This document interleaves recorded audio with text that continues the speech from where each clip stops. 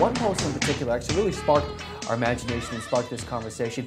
It came out of Forbes.com. It is about IBM to CMOs and CIOs work together or become irrelevant. It was put together by Mark Fidelman, a writer for Forbes.com, as well as chief social strategist at Harmony. So Mark, welcome in. How are you doing today?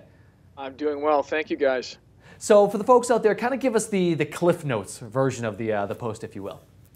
Well, it basically comes down to a couple things that are happening. As you know, the world is getting much more complex. It's unclear as to where it's all headed. But what we do know for sure, and this is kind of the punchline of the IBM study, is that CMOs and CIOs need to work closely together, because having them disconnected is going to prove a problem for organizations that want to adapt to this new market that we're seeing appear in or online.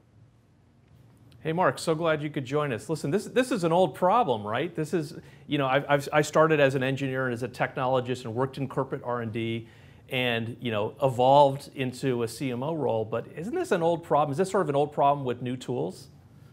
This is an old problem with new tools, but and especially because if you look at the CMO and CIO traditionally, it's kind of an odd couple, is it not? I mean, you've got the CMO who's very extroverted, very creative, and you've got the CIO that's more technical, probably known for being more introverted. These are not two people that hang out at the local bar. Or maybe they do and they just have really interesting conversations, right? I mean, it's so funny. As a marketer who started as an engineer, man, where does technology not impact your day-to-day? I mean, between your social channels, your digital channels. I mean, if you're doing anything with digital, if you're doing anything with online, increasingly you're having to deal with the technical side of things, the tools, the applications, the implication of a technically sort of savvy audience, right?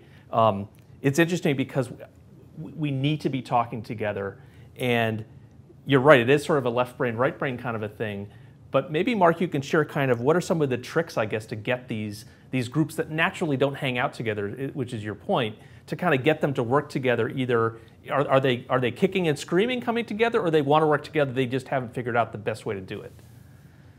Well, it's a great question, and you know, I think you've got to give them a vision of what where the organization's heading, especially around internal and what I call external social networks.